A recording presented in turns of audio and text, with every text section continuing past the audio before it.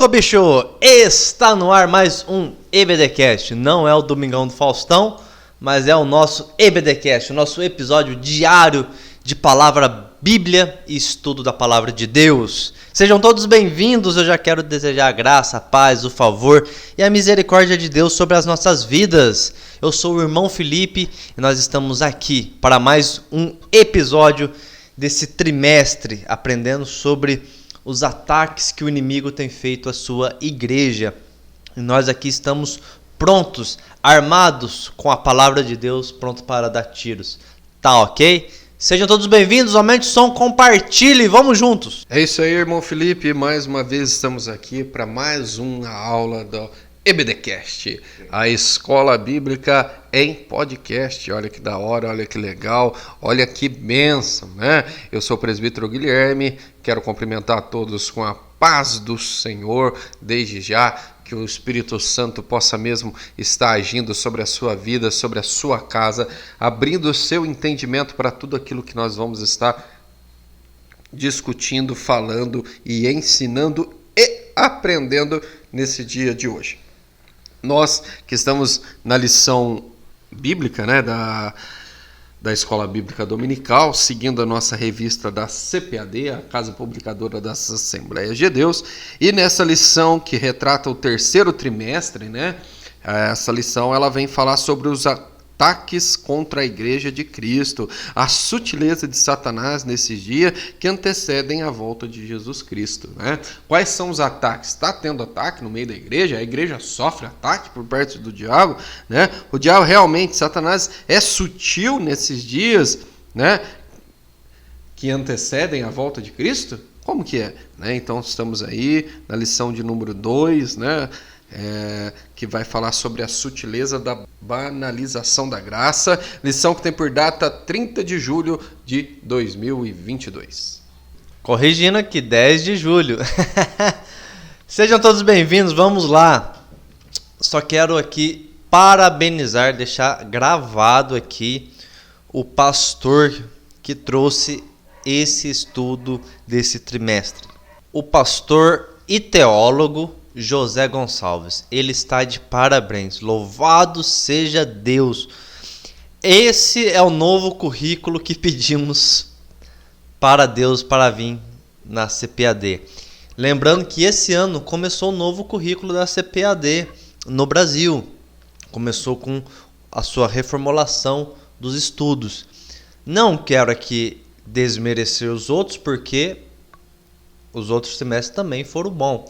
Mas, assim, eu acho assim que às vezes há uma complicaçãozinha na escrita, mas esse trimestre eu quero louvar a Deus porque está muito bom. Tanto o tema atualizadíssimos para os nossos dias de hoje, é um tema extremamente atual, que o inimigo tem atacado a igreja como? De uma maneira que às vezes ninguém percebe. Então, nós precisamos aprender a nos defender. E através da palavra de Deus, da Bíblia, nós conseguimos extrair esses versículos para nos defender.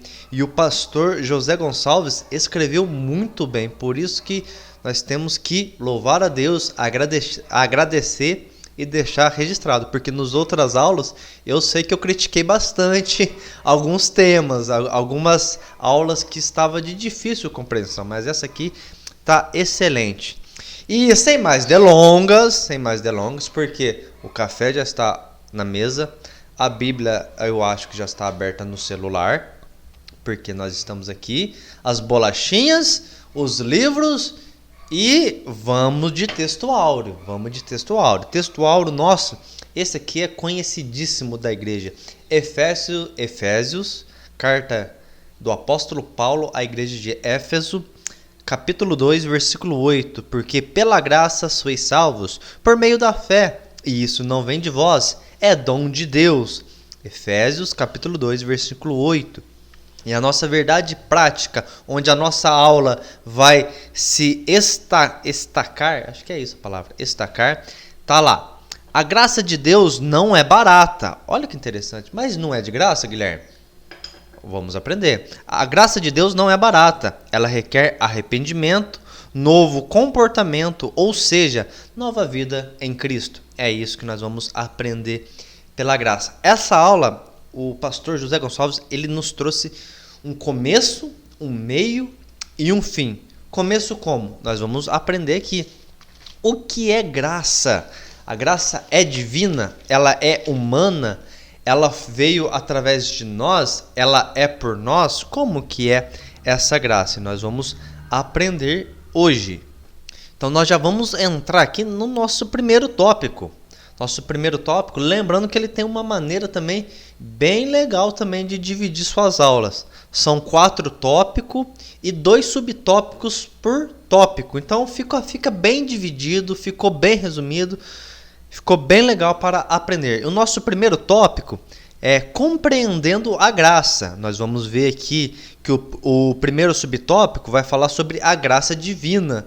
E o segundo subtópico é a graça imerecida. Então vamos de texto bíblico também aqui para trazer que a graça é divina. Por que a graça é divina? Todos pecaram e destituídos estão da graça de Deus ou da glória de Deus. Isso está lá em Romanos. Paulo vai nos trazer isso. Todos pecaram. Quem que pecou? O primeiro ser criado, Adão. O primeiro ser humano criado, o cabeça. Ele pecou. Consequentemente, através do pecado dele, foi passando de geração em geração essa separação do homem a Deus. Aquela morte que nós vamos ver que está escrito lá em Gênesis, não é uma morte somente física, mas ela vem nos trazer no sentido espiritual, de separação de Deus. É isso que aconteceu. Se vocês comerem da árvore do fruto do bem e do mal, do conhecimento do bem e do mal, vocês morrerão. E o que aconteceu? Essa morte foi a separação que eles tiveram de Deus. Eles tiveram que sair do jardim. Essa desobediência, esse pecado da desobediência causou isso. Então, prove Deus através dele. Então, nós vamos aprender que nós não fizemos nada. Veio de Deus a iniciativa da salvação através de Jesus Cristo, porque nós de maneira alguma temos condição de nos salvar. Precisamos do nosso Senhor e Salvador, que Ele nos religou a Deus novamente. Jesus Cristo nos ligou a Deus, e essa graça vem dele. Nós vamos ver lá em Jonas, o profeta Jonas, capítulo 2, o versículo 9, só a parte B, vai dizer assim: pois somente do Senhor vem a salvação. Então, a salvação somente vem através de Deus. Não tem como o homem se salvar. Não tem como um anjo salvar a gente. Nós somos salvos pelo Senhor. E falando da graça também imerecida, nós vamos entender esse contexto também. Por quê? Não é pelas obras, mas sim da parte de Deus, como nós aprendemos ali já em Efésios capítulo 2. Pela graça sois salvos, mediante a fé. E isso não vem de vós. É dom de Deus. Não é pelas obras, para que ninguém se glorie. E nós vamos ver também em Romanos 11, no versículo 6. Eu vou trazer aqui na versão NVT. Essa versão é muito boa. E se a escolha se dá pela graça de Deus, então não se baseia nas obras dos homens, pois, nesse caso, a graça deixaria de ser verdadeiramente o que é, ou seja, gratuita e imerecida. A graça é isso, ela é de graça. Nós vamos aprender também que essa graça, que é de graça, custou um alto preço também. Então nós vamos, fique ligado na aula que nós vamos aprender isso. E ela é imerecida, nós não somos merecedores.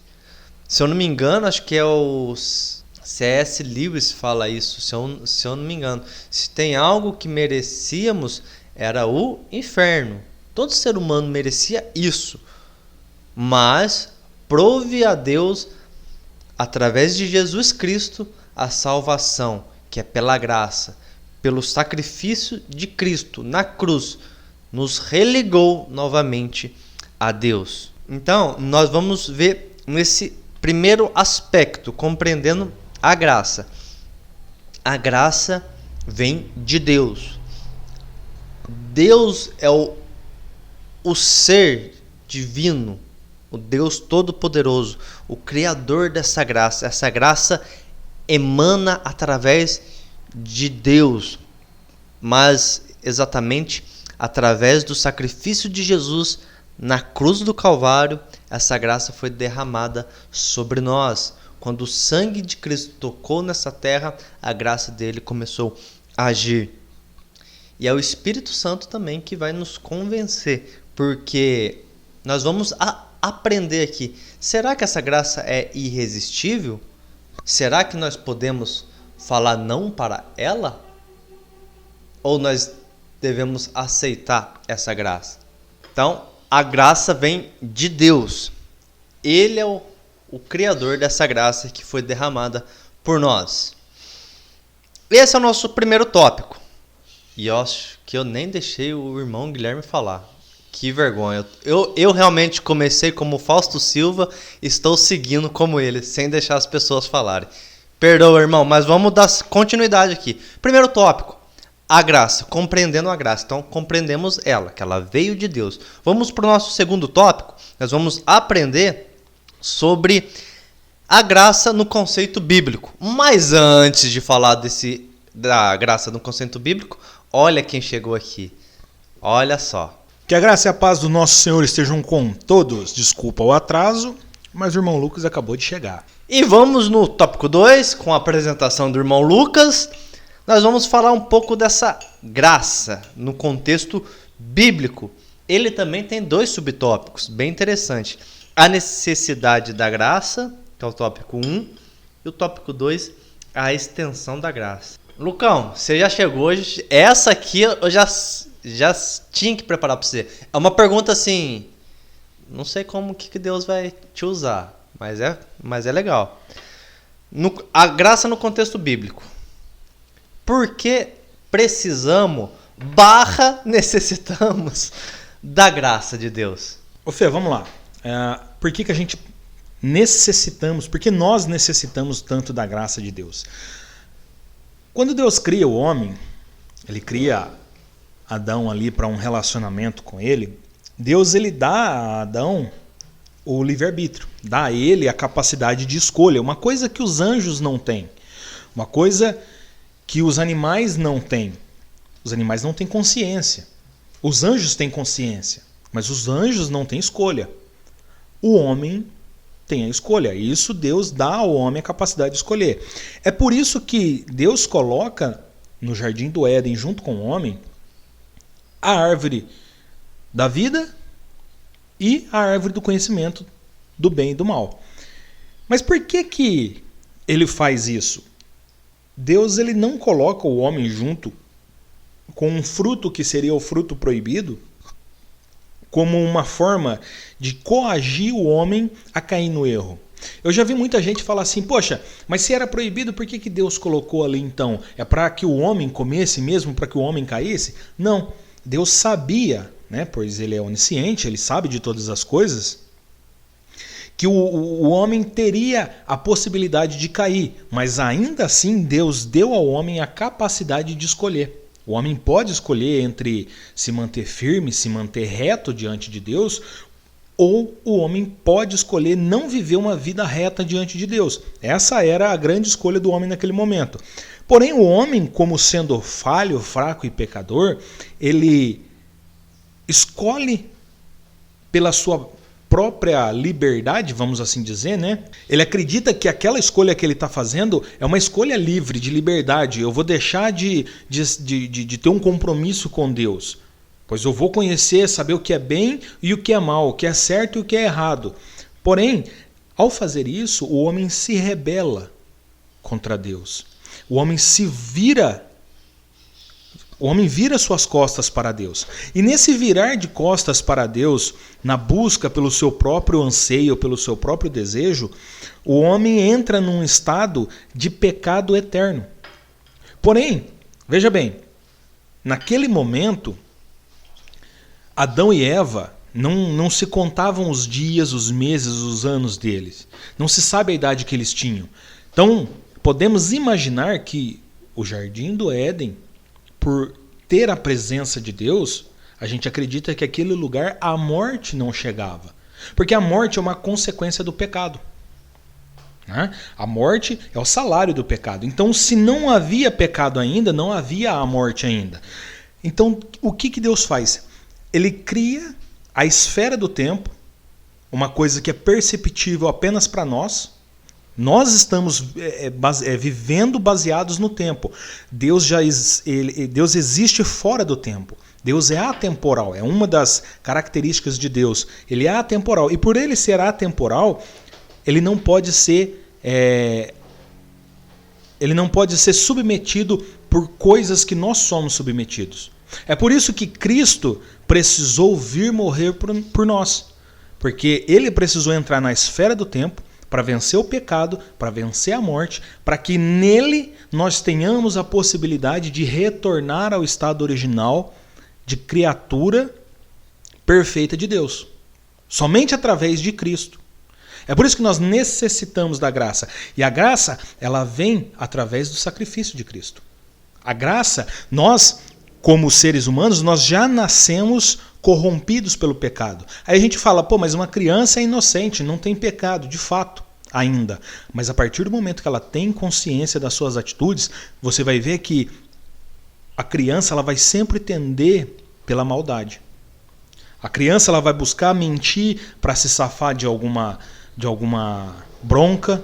Se a criança fizer alguma coisa errada, ela vai encontrar uma maneira de não pagar por aquele erro. E isso se chama maldade do coração do homem. Não que a criança é má, mas a maldade no coração do homem leva à injustiça. Que a injustiça é você não pagar pelo seu próprio erro. Agora, nós, de certa forma, nós vivendo a nossa vida em Cristo, nós vamos viver de uma certa injustiça, porque nós não vamos pagar pelo nosso pecado, porque Cristo já pagou por nós. E Ele nos torna justo por isso.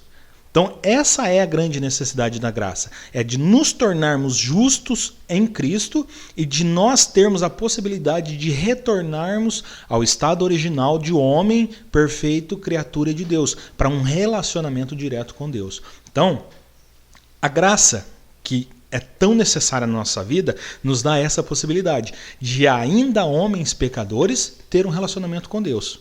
E por sermos pecadores e necessitarmos de um Salvador, nós temos a possibilidade de retornarmos ao estado original. Lucão, muito bem falado, meu irmão. Trouxe muito bem aqui para nós.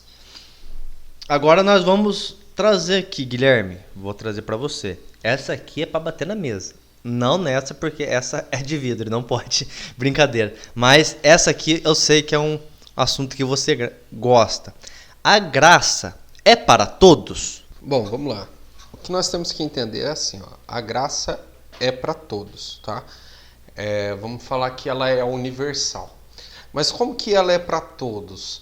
É assim, ó, se você se converte, se você se arrepende, aceita Jesus como seu Senhor e Salvador, Ele sempre vai estar de braços abertos para te receber. Então, a graça alcança a todos. A graça, ela é para todos. Seja você alcoólatra, seja você um viciado, seja você o jeito que for. A Bíblia, ela fala, Jesus, ele nos chama do jeito que nós estamos. Venha. Do jeito que você está, venha. Né? E nós temos que ir até Ele da forma que estamos, independente do jeito que estamos. Tá? E a partir do momento que estamos com Ele, então, aceitamos a Cristo como nosso único e suficiente Senhor e Salvador e recebemos dele também a transformação mediante a graça e a salvação. Né?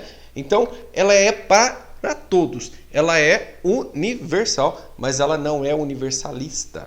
Sim. Então, vamos lá. Irmão Guilherme, explica para mim o que é universal e universalista. Universalista, né? As pessoas que pregam isso, ela prega que toda religião e todos os caminhos levam a Cristo. Isso é ser universalista. Ou seja, independente do que você crê, você vai ter a salvação. Independente do que você acredita, independente daquilo que você vive, você vai ter a salvação. E não é verdade. A Bíblia fala que há somente um caminho. Jesus, ele mesmo diz, eu sou o caminho, a verdade e a vida. Ninguém vai ao Pai senão por mim. Então, esse negócio de universalista, que todos os caminhos levam a Deus, isso daí cai por terra já com esse versículo.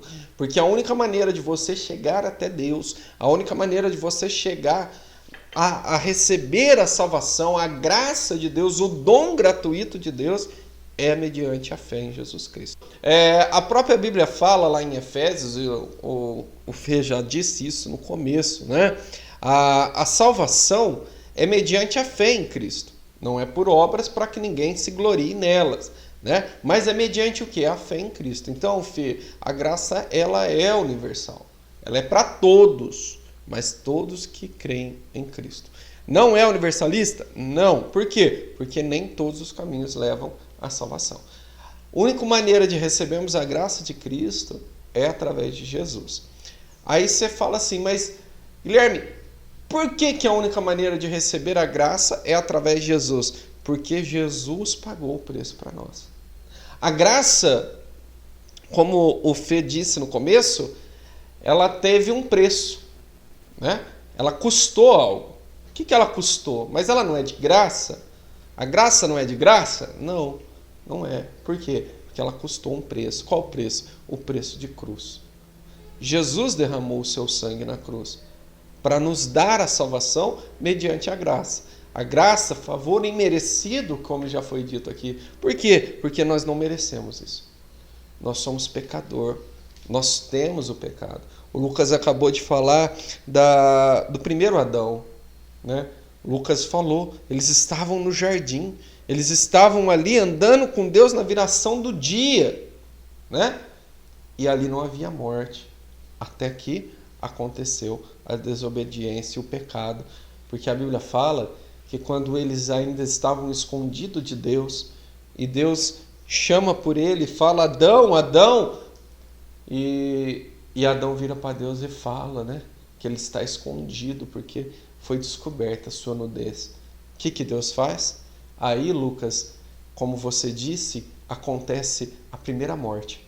Por quê? Porque é sacrificado um animal para cobrir a nudez de Adão e de Eva.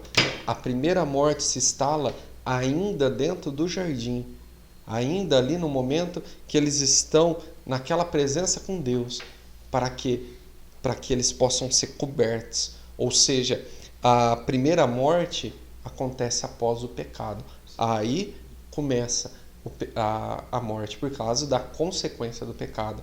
E olha que interessante, um animal foi morto para cobrir a nudez daquelas pessoas.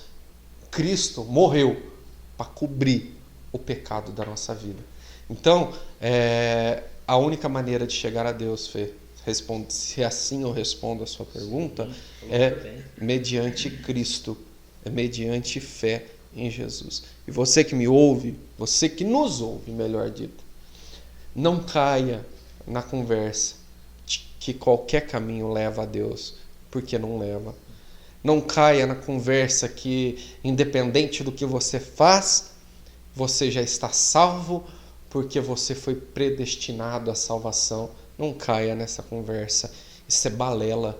Você só é salvo a partir do arrependimento. Você falou super bem, Gui, tá de parabéns. Só quero trazer um versículo nessa NVT, uma tradução simples, clara, muito boa para os nossos dias, de fácil compreensão. Nós estávamos falando se a graça é para todos. Olha o que Paulo vai nos dizer em Romanos 3, no versículo 22, na versão NVT. Somos declarados justos diante de Deus por meio da fé em Jesus Cristo. E isso se aplica a todos que creem, sem nenhuma distinção. Então, a graça é para todos? Vamos lá. Para todos que creem em Jesus Cristo. Então, olha que fácil a compreensão. Se você tiver uma Bíblia, por isso que é bom ter várias traduções da Bíblia. Por isso que é bom você investir, não é gastar. Você não vai gastar dinheiro com livro. Nunca será um custo. Você não vai estar perdendo, você vai estar investindo em você. E principalmente quando se fala da palavra de Deus. É um investimento não só no seu corpo, mas também no seu espírito. Então tenha várias traduções. E essa na versão NVT eu achei muito claro, muito fácil compreensão. Então a graça é para todos aqueles que creem em Jesus Cristo e no seu sacrifício. Então assim, eu acho que nós já encerramos também o nosso segundo tópico, compreendendo a graça no contexto bíblico. Agora tem um contexto muito interessante aqui no terceiro tópico. Nós vamos falar aqui, a graça no contexto da reforma protestante. Nós nos declaramos isso, cristãos protestantes, porque houve aquela reforma protestante no ano aproximadamente de 1500 ali, com o famoso monge católico agostiniano Martim Lutero. Muitos conhecem. Por quê? O que estava acontecendo nessa época? Essa forma da graça, a doutrina da graça naquela época foi muito corrompida e a salvação já não era por meio mais da fé, mas sim por méritos. Por isso que foi um dos motivos de Martim Lutero fazer esse protesto contra essa doutrina da Igreja Católica, porque já estava banalizado, já estava corrompido. Não é isso que a palavra de Deus nos ensina. Então é isso que eu vou jogar aqui para nós aqui na mesa. A salvação é por mérito? Tem como nós conquistar? Eu tenho um terreninho ali, eu já quero até fazer aqui um merchan. Vendo baratinho, ali na Rua de Ouro, virada na esquina de Diamante, fica pertinho ali da casa do Isaac. Se alguém tiver interesse, por favor, contate-nos aí. E eu já quero dizer que é brincadeira. Se você escutar isso, escandalizar, eu já quero pedir perdão. É uma brincadeira, não existe isso. Mas eu só quero ver com vocês. Existe alguma maneira de sermos salvos assim? Algum mérito? Porque eu não acredito em Deus. Eu não acredito em Deus. Deus é algo criado aí para jogar desculpa nele. Mas eu sou um cara bom. Eu ajudo as velhinhas a atravessarem a rua, levo marmita para os moradores de rua, dou agasalho para os cachorrinhos na rua não passarem frio. Olha como que eu sou bom. E eu fazendo essas bondades, eu vou conseguir ir para o céu?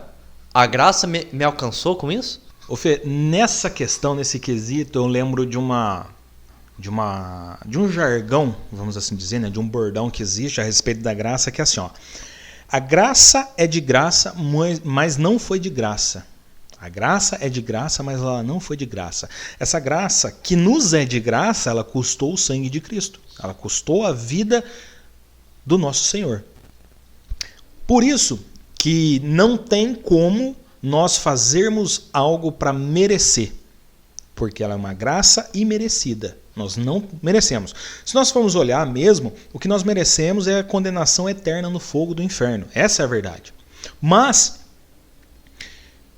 Cristo, como eu já disse antes, como o Gui já comentou também, Cristo se fez sacrifício para que nós pudéssemos ter um retorno a Deus, um retorno à salvação.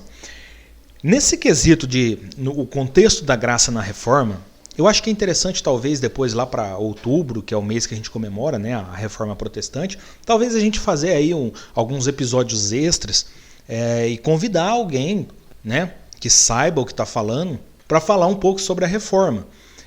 Porque o pouco que eu conheço da Reforma e que eu acho bonito é que é o seguinte, eu vou contextualizar aqui, fazer um paralelo com a Bíblia para vocês entenderem o contexto que eu quero colocar a Reforma.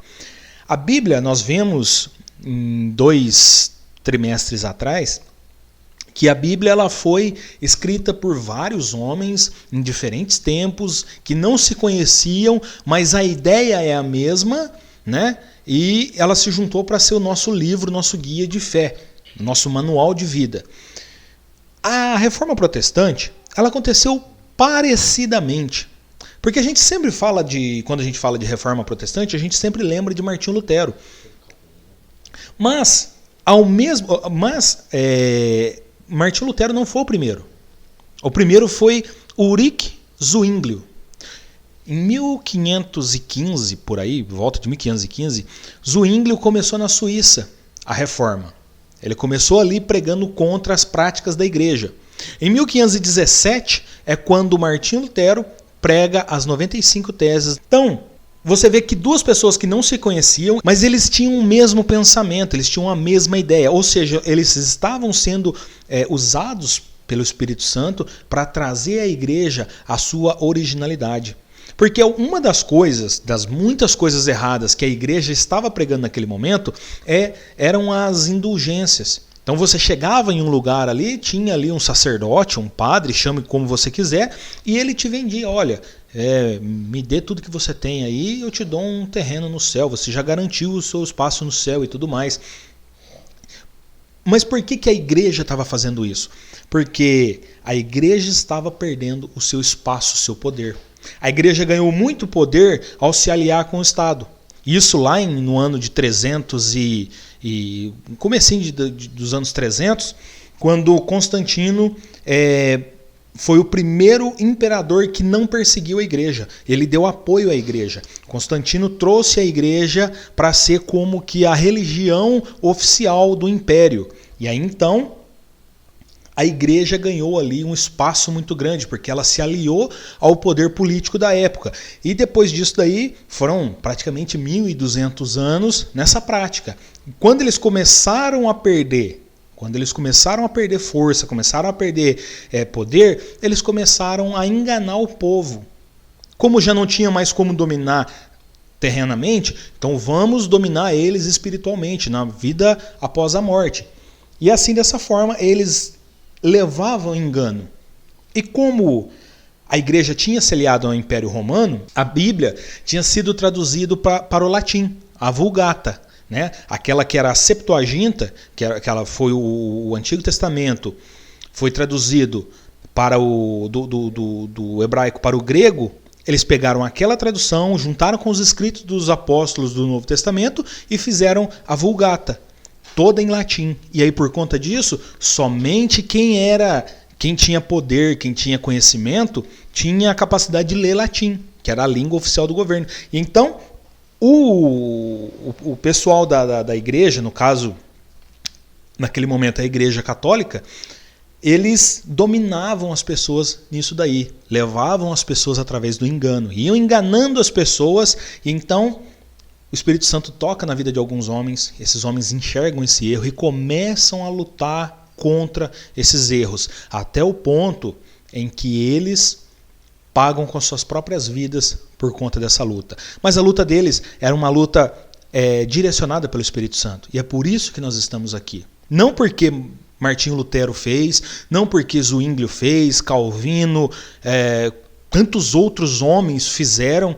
alguma coisa, mas porque o Espírito Santo agiu, assim como o Espírito Santo agiu para que todos os registros se formassem a Bíblia, o Espírito Santo agiu para que a palavra de Deus voltasse à sua originalidade e nós pudéssemos ter acesso a essa informação de maneira correta e coerente, sem engano, sem mentira, sem falsidade, e nós podemos hoje entender, enxergar heresias, entender o que está sendo pregado de correto e incorreto. Por exemplo, uma outra coisa que hoje envolve graça e é pregado incorretamente é o conceito da hipergraça. O conceito da hipergraça é confundido com a ideia dos irmãos calvinistas. A gente pode discordar dos irmãos calvinistas? Podemos sim. Eu, por exemplo, não concordo com o conceito de soteriologia deles. O conceito de soteriologia deles eu não concordo, eu não acho que é dessa maneira. Porém, o que eles pregam é que Deus é soberano, Jesus, ele é 100% homem, 100% Deus. Jesus morreu na cruz e nós só temos acesso a Deus através de Jesus. Então, o que é essencial para a fé, eles mantêm intacto e lutam para isso. Porém, vêm algumas pessoas, pegam algumas ideias, juntam com outras ideias que não tem nada a ver com o cristianismo e formam uma nova teologia chamada de hipergraça. Que na verdade de nova não tem nada. Isso daí é um conceito que já existia na época de João de Pedro, chamado de antinomismo. Hoje é chamado de hipergraça. Essa hipergraça diz assim: uma vez que você foi alcançado pela graça, você pode fazer o que você quiser, porque você já foi salvo. Porque o sangue de Jesus é mais forte que o pecado. E você pode pecar o quanto você quiser, que ainda assim não vai tirar o sangue de Jesus da sua vida. Só que ao mesmo tempo, essa hipergraça diz que você não é menor que Jesus. Essa hipergraça diz que Jesus, no lugar de Adão, também pecaria. Essa hipergraça diz que nós somos o centro do coração de Deus. Nós somos o ponto fraco de Deus. É uma ideia totalmente centrada no homem. Porém, é uma ideia totalmente errada e que leva muitas pessoas a viver uma vida falsa, de uma falsa fé.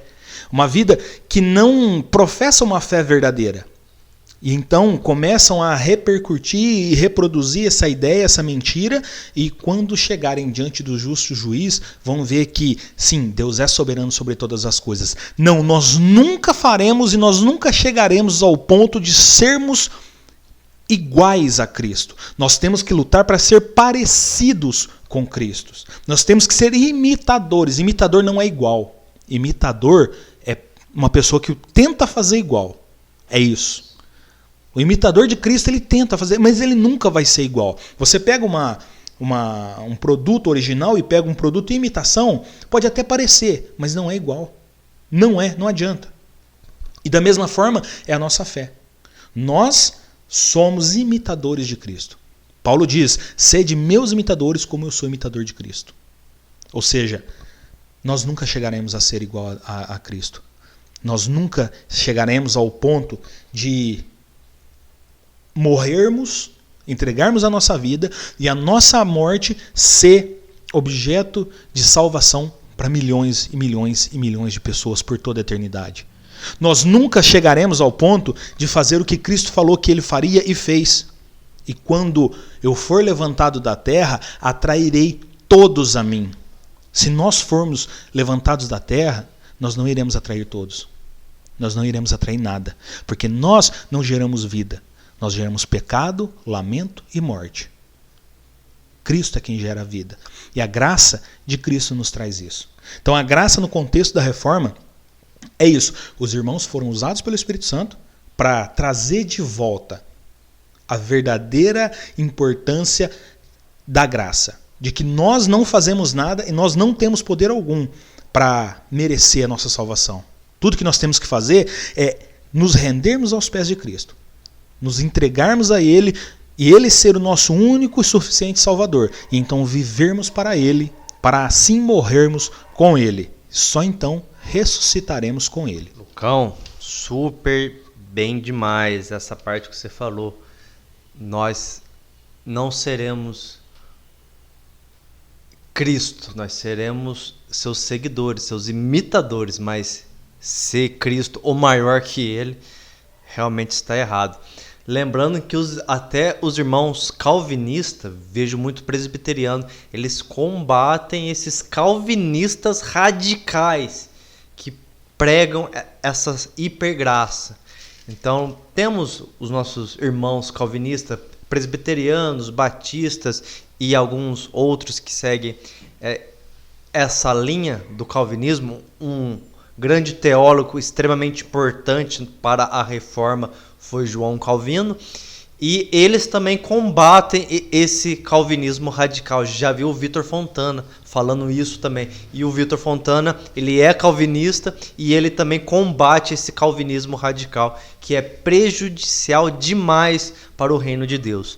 Muito bem, terminamos aqui o nosso terceiro tópico. Como eu falei, A revista está extremamente bem estruturada. Nós viemos aqui aprendendo no primeiro tópico o que é graça. Nós já entramos no segundo e terceiro tópico, trazendo a graça no contexto bíblico e no nosso contexto da Reforma Protestante, porque precisamos da graça de Deus, se a graça realmente é para todos, se é para alguns ou não. Nós vimos a graça também nesse contexto da Reforma Protestante, que é essencial para nós cristãos protestantes que seguimos e declaramos a Bíblia como manual de fé, pois através dela nós aprendemos o que realmente é a graça de Deus. E agora nós vamos entrar no nosso último tópico aqui, o tópico 4, vai nos trazer a graça no contexto contemporâneo, que é no nosso dia a dia, e nós vamos aprender sobre essa banalização que está havendo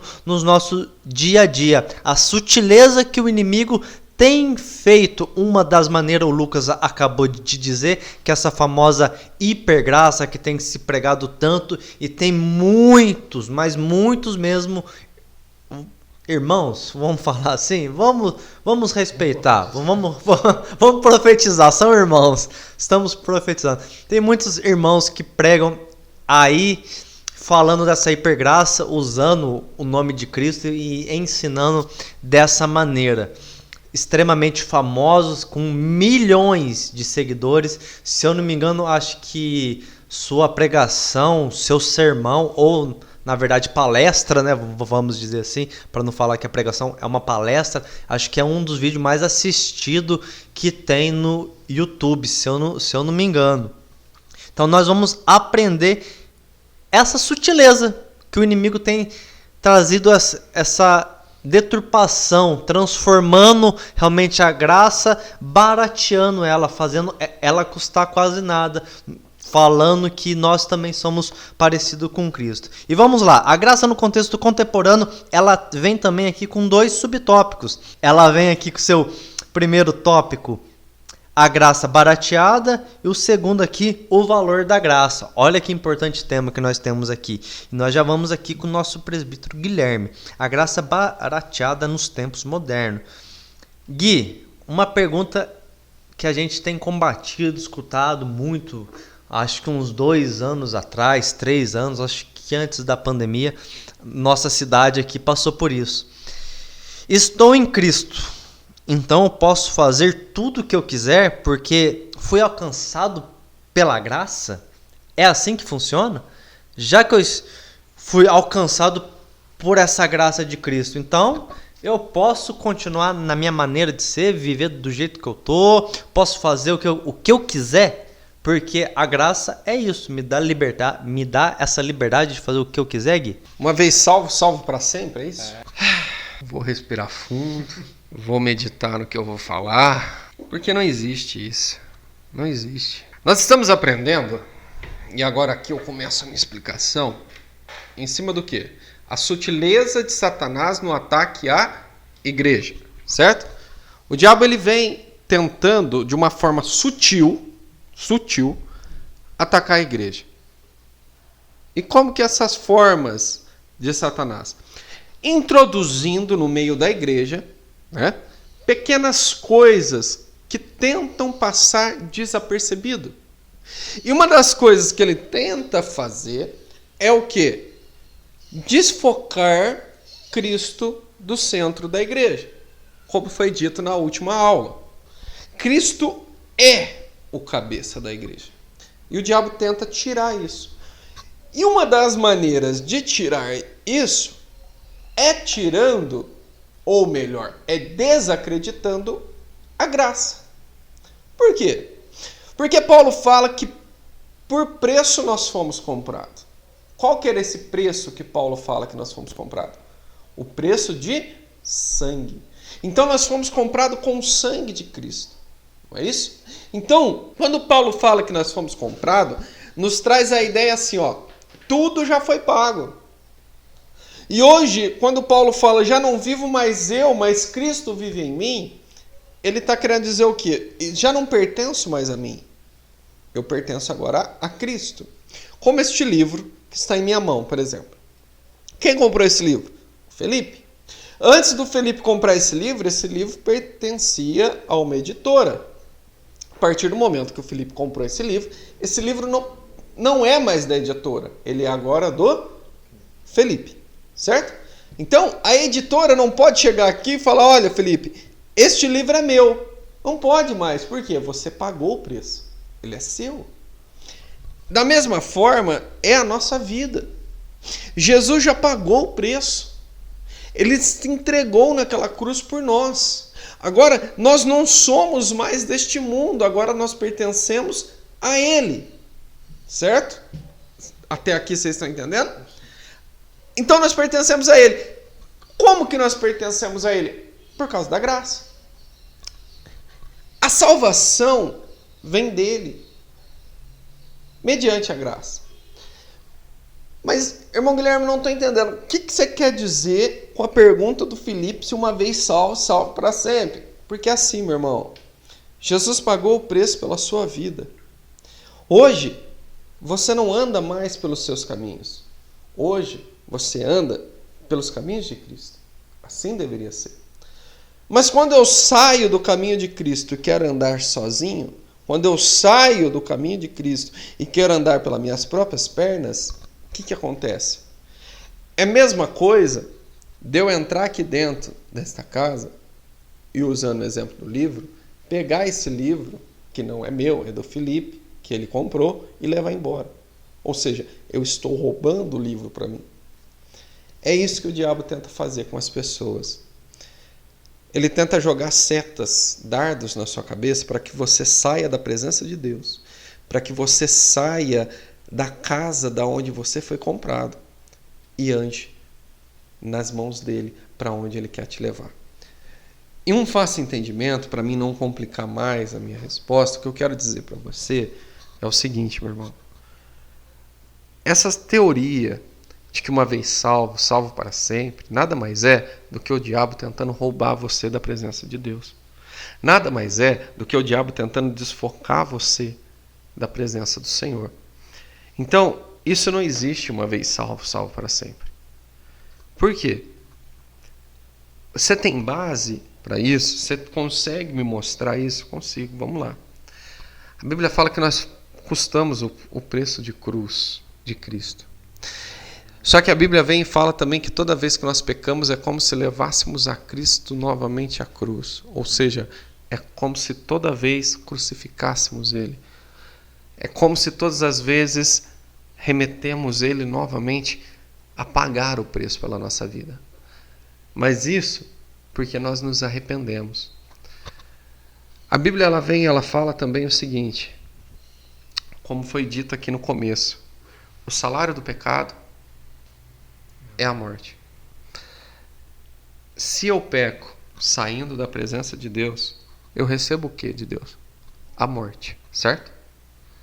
O que é essa morte? Aqui a Bíblia não está falando de uma morte física, de uma aniquilação do corpo, da matéria. Aqui está falando de uma morte espiritual. O que é a morte espiritual? É a separação entre nós e Cristo. Então, com isso se quebra essa teoria de que uma vez salvo, salvo para sempre. Mentira. Porque se eu estou uma vez salvo, mas eu peco, então eu estou separado de Cristo. Se eu estou separado de Cristo, eu não tenho salvação. Então, eu fiz um rodeio, eu rodeei para chegar numa simples expressão para você. Ou seja, não deixe o diabo roubar você de Cristo, porque ele já te comprou. Não deixe ele te levar para longe da presença dele, porque você pertence a ele. Não deixe o pecado entrar na sua vida, porque a partir do momento que o pecado entra a morte, e a morte espiritual, ou seja, a separação de Deus. Então, como o Felipe falou, nós vivemos uma época aqui onde que se falava que uma vez salvo, salvo para sempre, que você já estava predestinado à salvação, então você podia fazer qualquer coisa e tudo que você fizesse não importava, você já estava salvo. Meu irmão, olha que sutil que o diabo é, tentando te confundir, tentando fazer com que você pense que uma coisa boba você não precisa se arrepender. Você precisa. Se você pecar, se arrepende. Por que a Bíblia vem e ela fala, filhinhos, não pequeis, mas se pecais, tem um justo advogado junto ao Pai, que é Jesus Cristo. Por que ela fala isso? Porque nós só chegamos ao Pai através de Jesus, através do arrependimento. Ou seja, esse negócio, se eu pecar e eu já for destinado à salvação, eu vou ser salvo, é mentira. Não existe isso. Se eu pecar e não me arrepender, eu estou destinado à morte espiritual. Eu estou destinado à separação. Vamos lá. Gálatas capítulo 5. Onde fala sobre as obras da carne e os frutos do Espírito. A obra da carne, ele começa ali que é prostituição, lascívia, adultério, papapá, e vai falando todos. Ele conclui falando que tudo isso te leva à perdição, te leva à condenação, porque tudo isso é abominação perante o Senhor. Explica para mim, você que defende a teoria de que uma vez salvo, salvo para sempre, você que defende a teoria de que você está predestinado à salvação, então, indiferentemente do que você faça, você vai ser salvo, explica para mim, Gálatas capítulo 5, os frutos da carne e a abominação do Senhor. Explica para mim, você que acredita nessas coisas, que se você adulterar, você não está condenado ao inferno. Explica para mim, você que acredita, né, nessa tese, que você pode sair por aí enchendo a sua cara, onde a Bíblia fala que isso não é legal, que é abominação perante o Senhor, que você pode fazer isso e você vai estar salvo. Explica isso.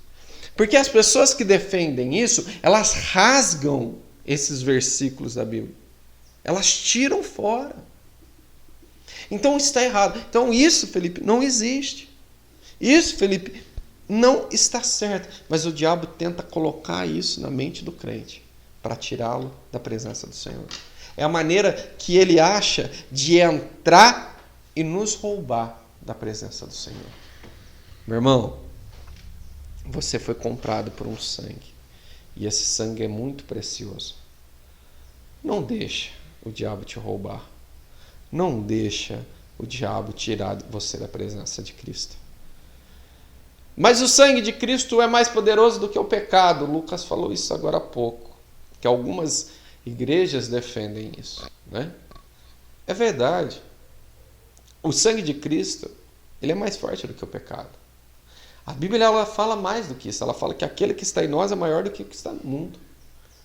Só que para Cristo estar na sua vida, você precisa estar com Ele. Para o sangue de Cristo te cobrir por inteiro, para que Cristo esteja dentro de você, você primeiro tem que estar com Ele. Aí faz sentido isso.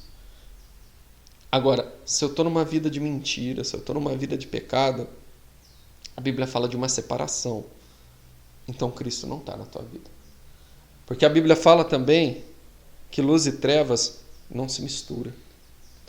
Então como que você pode viver uma vida dissoluta? Como que você pode viver uma vida em pecado? Uma vida sem regras? E ainda achar que o Espírito Santo está ali? Como que você pode achar que você pode tudo? Porque você já foi salvo, porque você já aceitou Jesus. Meu irmão, 1 Coríntios capítulo 6, versículo 12. A Bíblia fala que tudo me é lícito, mas nem tudo me convém. Tudo me é lícito, mas eu não me deixarei dominar por nenhuma das coisas. Ou seja, você pode tudo, mas a Bíblia fala também que nada te convém, nem tudo te convém. Você pode tudo, mas você não pode se deixar dominar. Se algo desta terra está te dominando, você está longe da presença do Senhor. Então, Fê, Lucas e vocês que me ouvem, não existe esse negócio uma vez salvo, salvo para sempre. Não existe esse negócio de que eu já estou lavado com o sangue de Cristo, então posso fazer qualquer coisa. Isso não existe. Isso é mentira do diabo. Isso é balela para te tirar da presença do Senhor. Isso é balela para te roubar de Cristo. Porque Ele pagou o preço por você, você pertence a Ele. Mas o diabo está todos os dias, como diz lá, que nós lemos outro dia em 1 Pedro, bramando que nem um leão, buscando a quem tragar. Ele quer te tragar, ele quer te roubar, ele quer te tirar do foco, ele quer tirar você da presença. E é isso, Fê. Acredito que eu te respondi. Eu acho que eu dei um rodeio aqui, eu acho que eu fui longe, desqualifiquei. Acho que os irmãos até vai pirar um pouquinho. Mas se você prestar atenção, você vai entender em tudo que foi dito. Foi bem, Guizão, foi bem. Nós devemos vigiar, tomar cuidado para não cair nessas ciladas. Que uma vez salvo, salvo para sempre. Aí é na onde nós podemos perder a nossa salvação mesmo, por pensar que fomos salvos e continuar com a nossa vida. Tanto que nós... Tem mais duas perguntinhas aqui bem legal pra gente encerrar. Mais duas perguntinhas. Essa daqui, que eu vou trazer agora, e depois tem mais uma. Essa última aqui que eu formulei, já vou até arriscar, que nós já falamos. Que a última seria se a graça é de graça, mas foi de graça ou custou algo. O Lucas acabou de dizer ela para nós ali na Reforma Protestante. Então vamos lá. Já que fomos alcançados pela graça, nós aprendemos aqui, o Gui já nos trouxe. Não é porque fomos alcançados pela graça que podemos viver de qualquer jeito.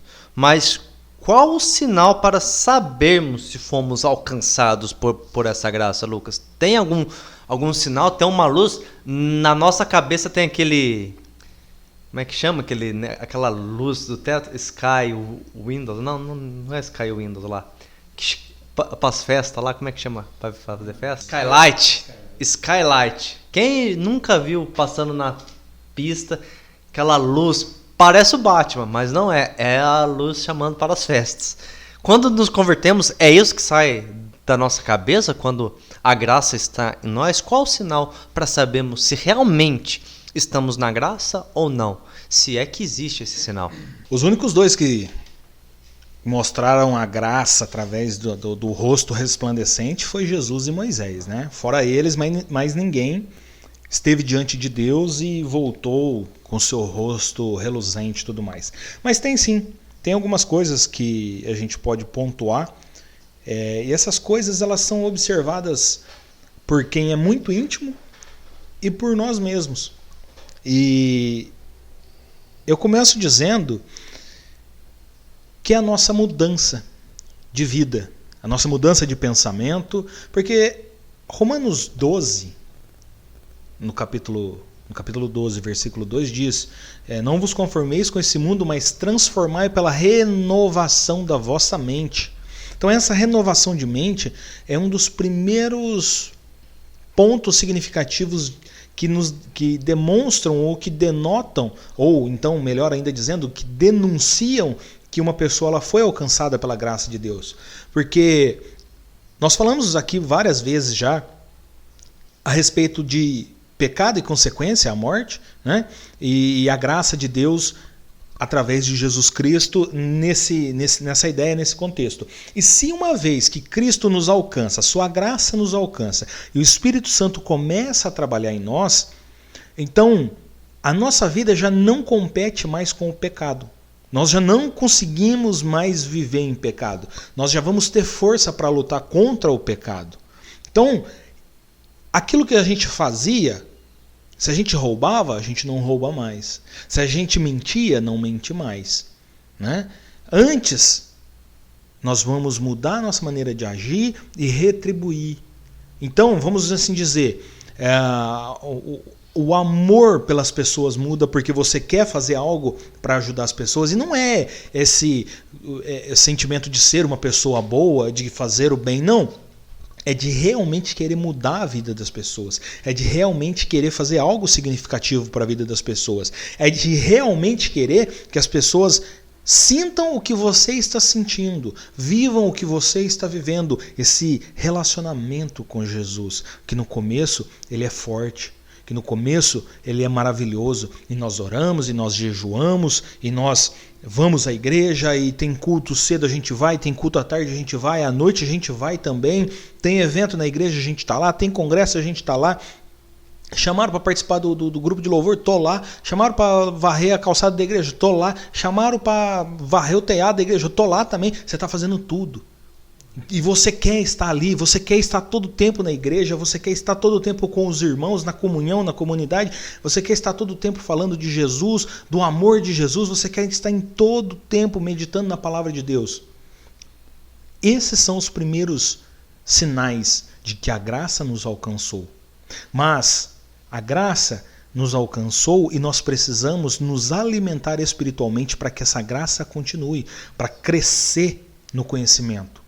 A Bíblia fala crescer na graça e no conhecimento, ou seja, você precisa manter ali. Você não faz dieta para ganhar massa muscular, você não faz dieta para emagrecer, você não vai na academia para manter a sua saúde em forma, você não continua sempre estudando para aprender as coisas novas da sua profissão. Na graça, na vida cristã é a mesma coisa. Você continua dia após dia crescendo, crescendo. Porque no momento em que você parar, no momento em que você se cansar de ler a Bíblia, que você se cansar de orar, que você se cansar de adorar a Deus, de entoar louvores a Deus, você começa a definhar.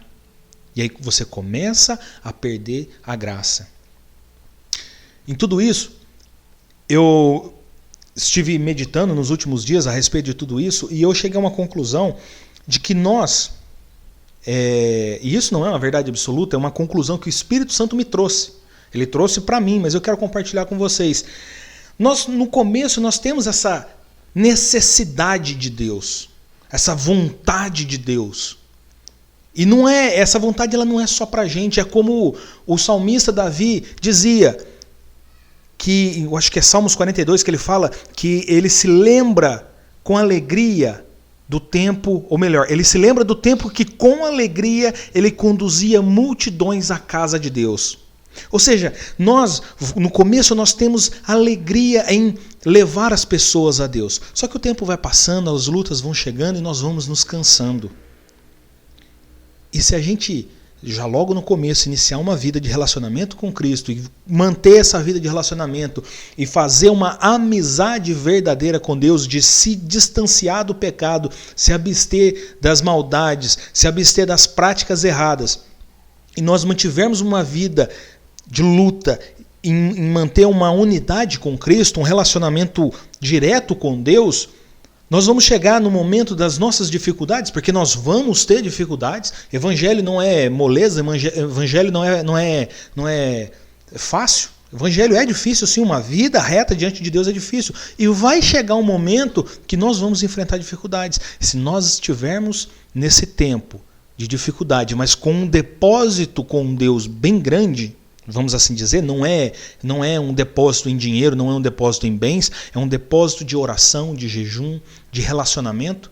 Você vai chegar nesse momento difícil e aquilo que nós vivemos de relacionamento com Cristo vai fazer com que eu já nem sei mais onde eu começo em Cristo e até onde Cristo vai em mim. Eu estou tão fundido com Ele, eu estou tão unificado com Cristo que as minhas atitudes eu já não sei mais se sou eu ou se é Cristo em mim agindo. E quando chegar esse momento difícil para nós ainda vamos ter força para orar, nós ainda vamos ter força. Vai ser aquele dia que você não tem um pingo de vontade de ler a Bíblia, só que você está ali lendo a Bíblia. Você não tem um pingo de força para orar, só que você está ali na beirada da sua cama de joelho dobrado. E aí você olha para você e você se pergunta, como eu estou fazendo isso? Não é você, é Cristo em você, te levando a um relacionamento com Deus. Porque Cristo, quando andava na terra, ele não ficava um dia sem orar e sem falar com Deus. Cristo, ele queria estar a todo momento em relacionamento com Deus. A Bíblia ela fala de alguns momentos que Cristo foi para a oração. Ela não vai te falar assim, olha, em todo momento Cristo estava orando todos os dias. Mas nós sabemos que todos os dias Cristo orava, porque na cruz, na crucificação, quando Cristo recebeu os nossos pecados, Deus se afastou dele, porque Deus não se mistura com o pecado. É por isso que ele exclama, Eli, Eli, lama sabachthani. Ou seja, Deus meu, por que me desamparaste? Naquele momento, Cristo sentiu o peso do pecado e o afastamento de Deus. E ele sofreu. Não apenas sofreu pelos nossos pecados, mas sofreu por estar afastado de Deus. Mesmo sendo Deus, ele se esvaziou e morreu em forma de cruz. Então veja que em todo momento Cristo está em relacionamento direto com Deus, porque Ele também é Deus. Então se Cristo está comigo, se eu tenho um relacionamento com Cristo constante, quando chegar os momentos difíceis, Cristo vai me levar ainda a praticar as atitudes que me eram fáceis no início da graça, que me eram fáceis no início da conversão. Então, nós vemos nos momentos difíceis, no começo nós vemos essas mudanças que eu falei, mas nos momentos difíceis nós vemos o quanto a graça nos impactou, o quanto a graça nos alcançou.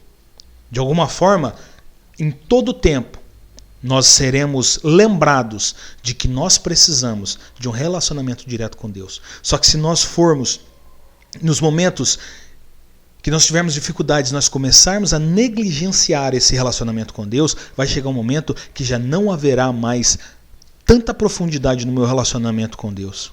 Comece a pensar nas pessoas que você perdeu o seu relacionamento. Como isso aconteceu? Foi do dia para a noite ou foi gradualmente? Pessoas que eram importantes para você e hoje você já não se lembra mais dela.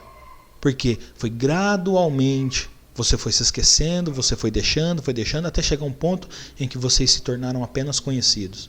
Mas em algum momento aquelas pessoas eram importantes para você. Então, se Cristo é importante para você hoje, mantenha um relacionamento diário com Ele, para que Ele não chegue a um ponto de se tornar uma mera lembrança. De você se lembrar com alegria do tempo em que você conduzia multidões à casa do Senhor. Não, mantenha hoje e sempre um relacionamento, porque a graça ela vem pela fé, e a fé vem pelo ouvir, e ouvir a palavra de Deus. E nós vimos, nós aprendemos isso. Você está na graça, você foi transformado por essa palavra, você se alimenta, crescer na graça e no conhecimento. Então, Cristo nos convida através da palavra, isso é bíblico, crescer na graça e no conhecimento. O Lucão trouxe muito bem.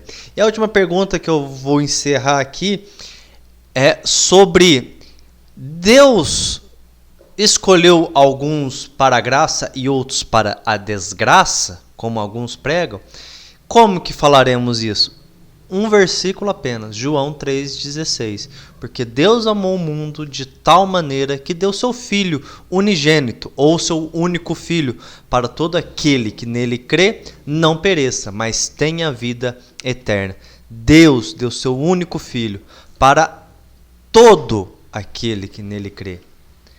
Nós precisamos entender que é todo aquele que nele crê, não é para alguns que crerem, não é para só os judeus, não é só para os fariseus, não é somente para os brasileiros, não é somente para os políticos, não é somente para os católicos ou somente para os que se dizem evangélicos, cristãos e tal, ok? Não, é para todos. Todos que crerem, que confessarem, se arrependerem, deixarem seus pecados e seguirem a Cristo. Nós vemos Nicodemos, cara, é um exemplo demais. Aquele ali, para mim, vou ser sincero, quando ele vai ter com Cristo, ele é mestre dos judeus. Ele era da época um dos melhores professores, rabinos, mestres judaicos ali, que trazia ensino para o seu povo. E quando ele vai ter com Cristo, porque ele é um judeu temeroso, ele é um judeu, um examinador das Escrituras, mas é temente a Deus. E ele sabe que os sinais que Cristo fazia não podia ser algo comum.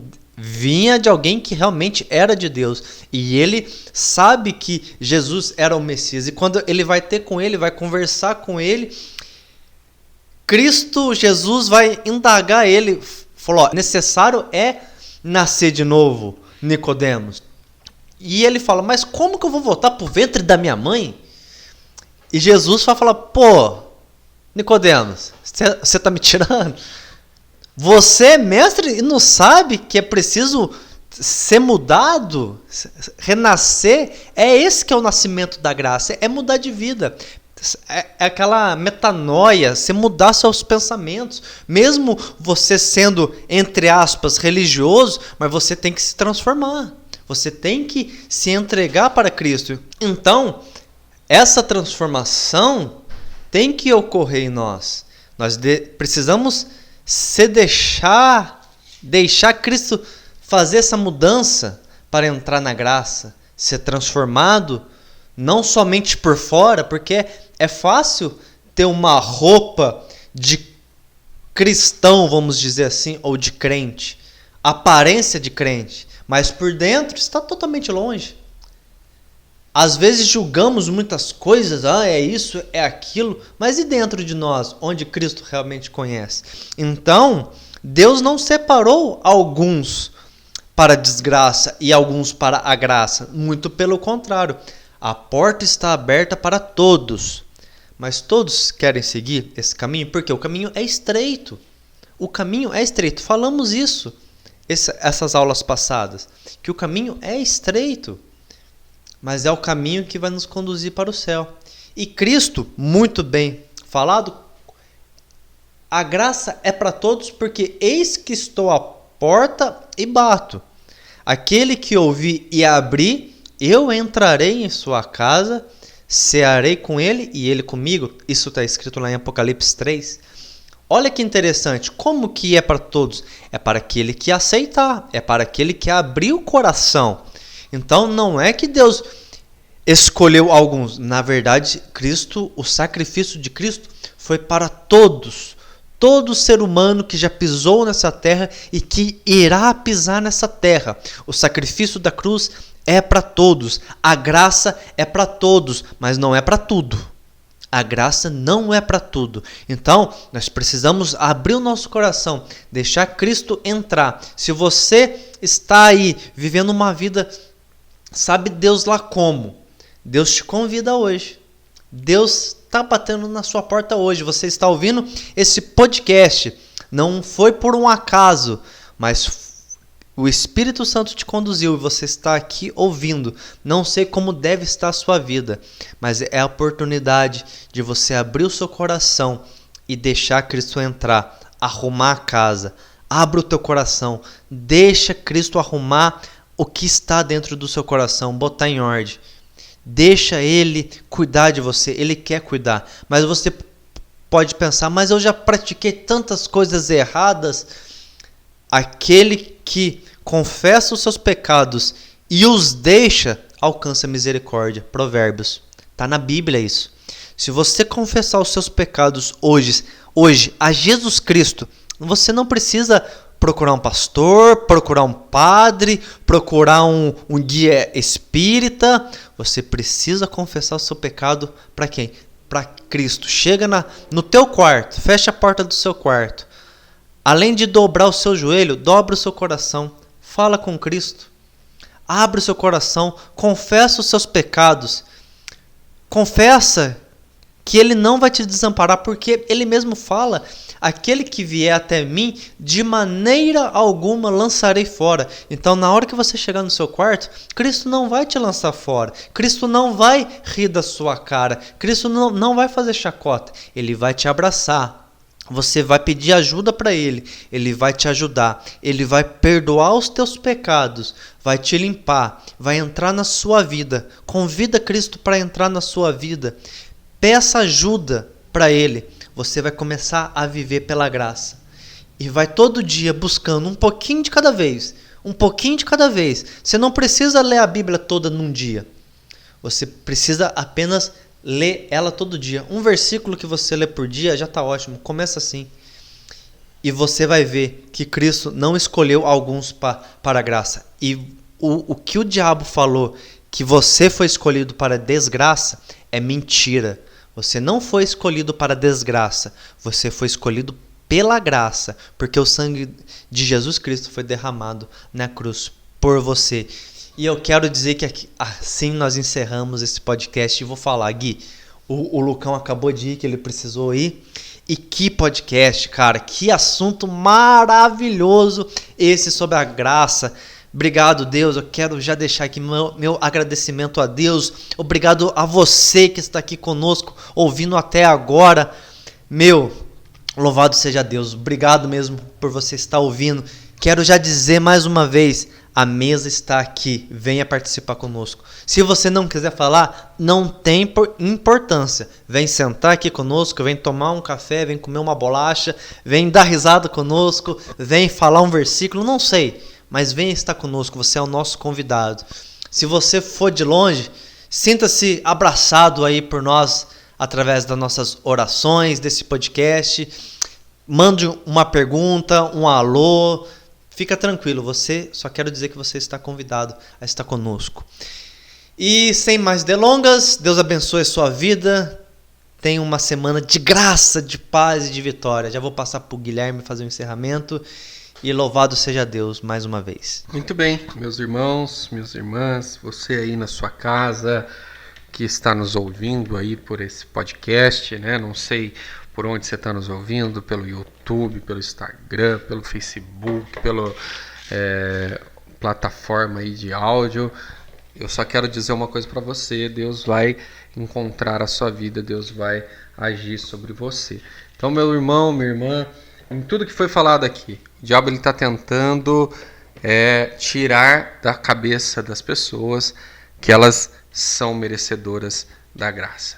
O diabo está tentando confundir, o diabo está tentando implantar no meio da igreja a banalização da graça. É isso que ele está tentando fazer. Banalizando, mundalizando a graça. Não deixa isso entrar na sua vida, não deixa isso entrar na sua mente. Tudo o que foi falado remete a Cristo, remete a Jesus como sendo o centro.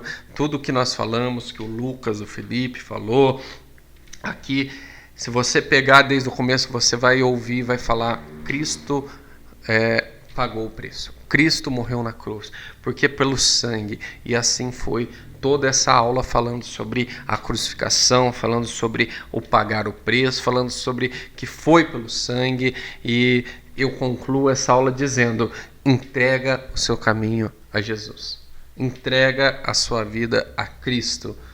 Confia nele e tudo ele fará. Amém? Quero orar com você, quero abençoar a sua vida. Não desligue ainda até a gente terminar essa oração. É o que eu peço em nome de Jesus. Senhor, em nome de Jesus, ó Pai, eu oro, ó Pai, e já te agradeço, Senhor, por cada um desses meus amados irmãos, ó Pai, que está nos ouvindo, por cada pessoa, Senhor, que agora, Senhor, dedicou esse tempo a ouvir, ó Pai, um pouco do seu ensinamento. Que seu Espírito Santo venha mesmo, Pai, abrir o entendimento de cada irmão. Senhor, entre em cada vida, traga, Senhor, a sua graça sobre cada um, ó Pai, levando, Senhor, sobre cada um a certeza da salvação mediante ao Senhor Jesus Cristo. Entra em cada lar, abençoa cada família, Senhor. É o que nós oramos e já te agradecemos em nome de Jesus.